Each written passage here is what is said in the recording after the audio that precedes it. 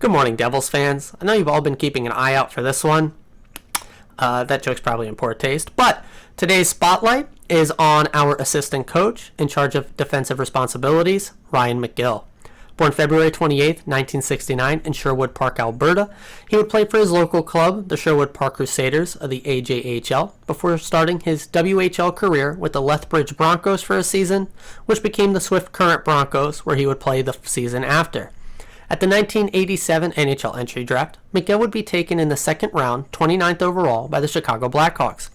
McGill would continue playing in the WHL with the Medicine Hat Tigers for 2 seasons. He'd go on to play 2 seasons in the IHL with the Indianapolis Ice until finally moving towards an NHL debut the following season.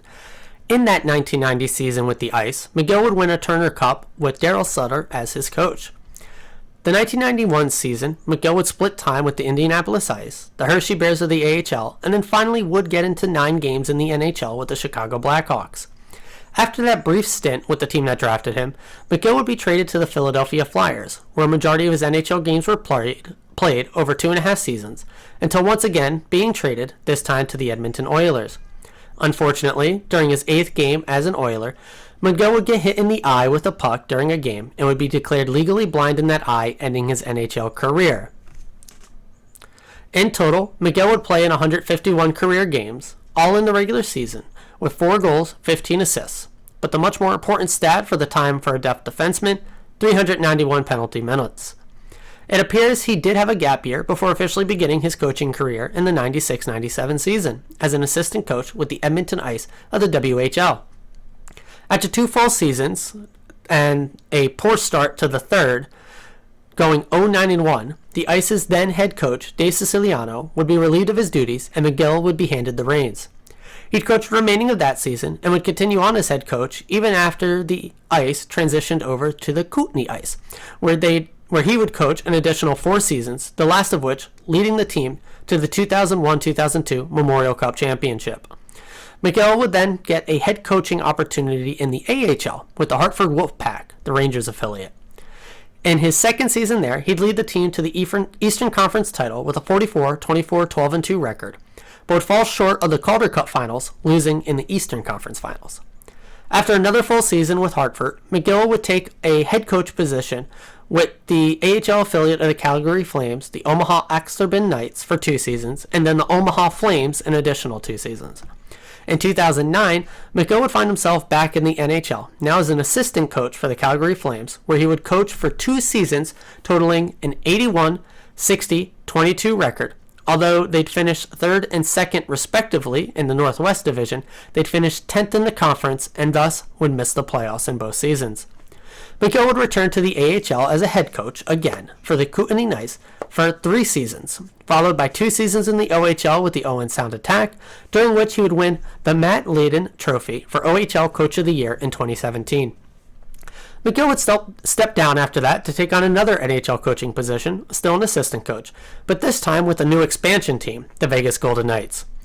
We all know the historic first year run by Vegas and the mostly successful years to follow, as McGill remained a coach there through the 2021-22 season. I believe Vegas made playoffs 5 of those 6 seasons.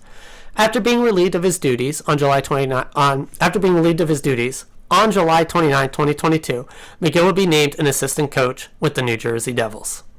On the ice, what we saw from McGill previously and in this 1 year with the Devils is that we had solid defensive impacts, and we did finish 4th in the NHL with our penalty kill. McGill personally defines his style as a teacher and problem solver who likes to help young guys flourish on and off the ice.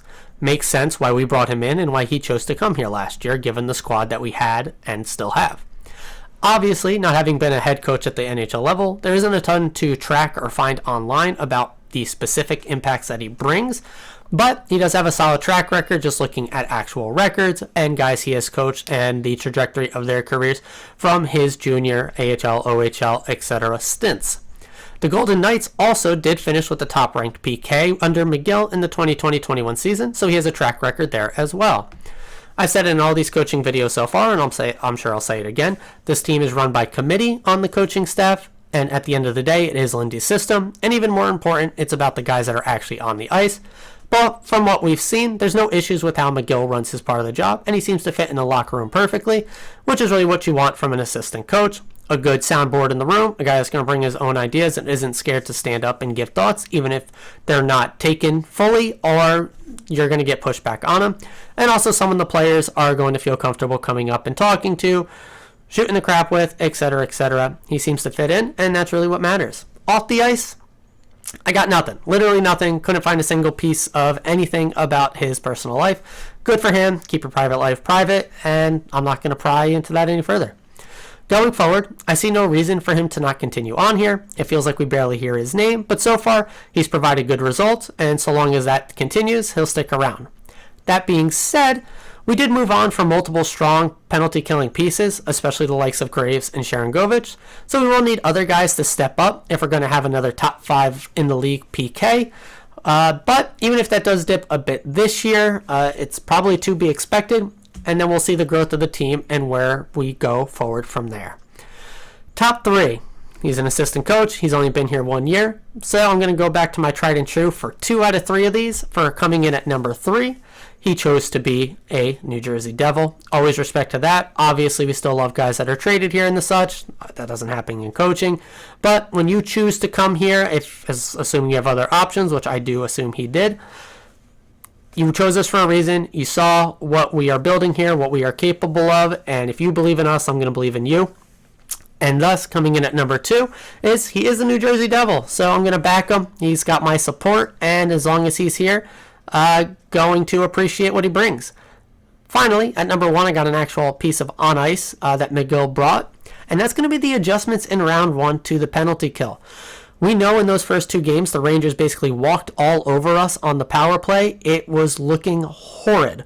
Now, you can place that on McGill, and he'd obviously deserve some blame there. But if you're going to blame him for that, you got to give him the props for making the adjustments and not sticking to his guns, for adjusting from the diamond to the box system for games 3 and then onward, helping, I think in large part, leading us to winning that series. Because if the Rangers power play was clicking like it did in games 1 and 2 through all of those games, I'm not sure we come out on top at the end of that series, even though we very, very, very heavily dominated them at 5-on-5. But hey, you could dominate for 57 minutes a game, and if they pop off 2 power play goals, that's brutal. So huge props to McGill there. I know penalty killing doesn't have a lot of nuance to it in the NHL. You either play box or diamond with slight adjustments and variations off that, but generally speaking, it's those 2 things. And so, hey, still smart enough to make that switch from diamond to box, and I think it did make all the difference. So let me know what you guys think. Do you think McGill has a larger part than I'm giving him here? Do you think he does deserve the credit that I'm giving him? Or he's fairly low-key, and we like that in a defensive assistant coach. That's going to do it for today's episode. It is looking like a overcast Tuesday here in Jersey, so enjoy it as best as you can. I will see everyone tomorrow as always, and forever, let's go Devils.